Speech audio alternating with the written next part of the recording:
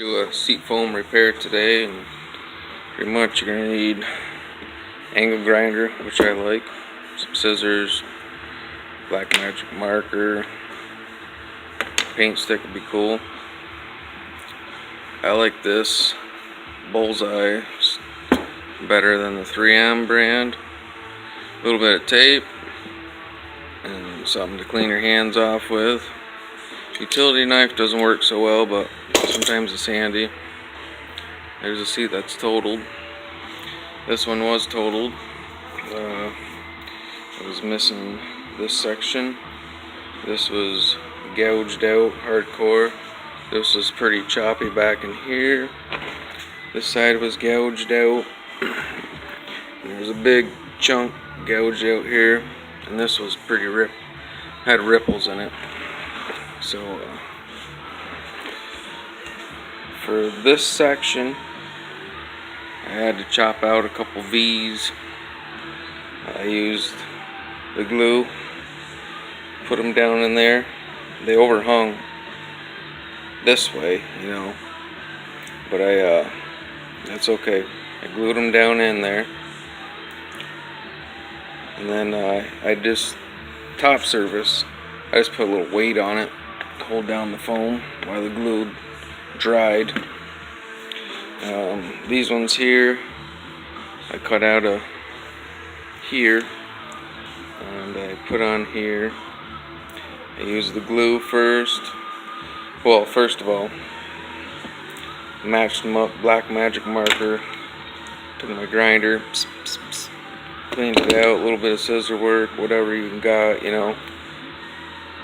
glued it, pushed that in there, and I taped it up with the tape there for a little bit, let it dry. Did the same to this side.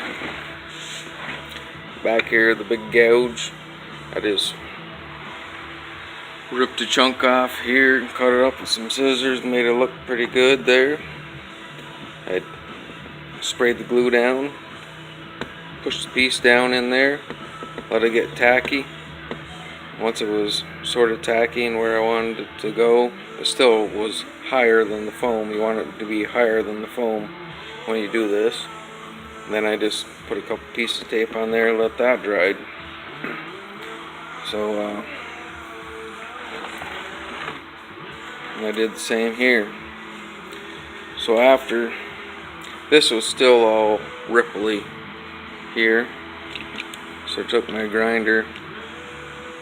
It's a little angle grinder, probably, 80 grit on it. And I just buffed it across, back and forth until it felt real nice and smooth. So then, when you do that, you got all these little particles. It's like wood chips here. Make sure your bench is clean before you do this. See that? You got metal shaving in there. So save these particles. So now, after you glue it in your seams and everything, like this was over raised, so I just tuned it in, made it flush, but there was still a couple little valleys in it. So I sprayed it down with adhesive, took these filings, sprinkled it over top. You want to cover all, when you do that, you want to keep your glue in a certain area, just in the valleys, where you want it filled a little bit.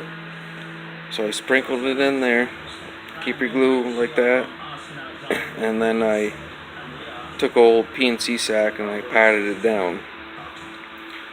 After the glue dried semi, I just pushed it down in a little bit better. So now, what I got here is, you can see here, it's pretty flush there, but I wanted to re-glue it down and let it sit overnight. I just sprayed it down. So tomorrow I'm going to come back here and I'm just going to buff all them little chunks off. It'll be a nice smooth seat like that.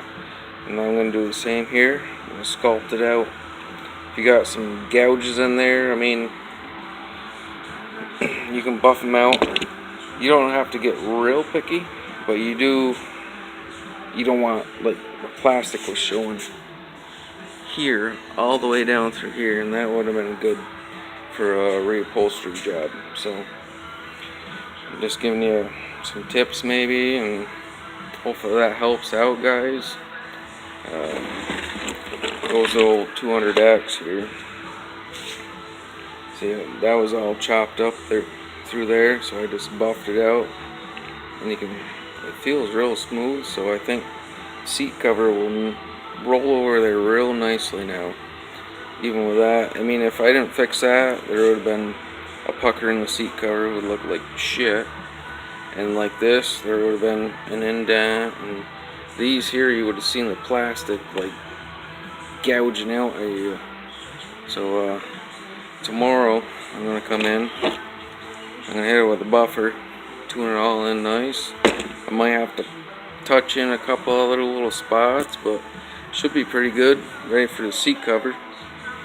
And hopefully this helped you out, guys. I know it's kind of a cob job, but it does work, and it does look good when you're done. Alright, have fun.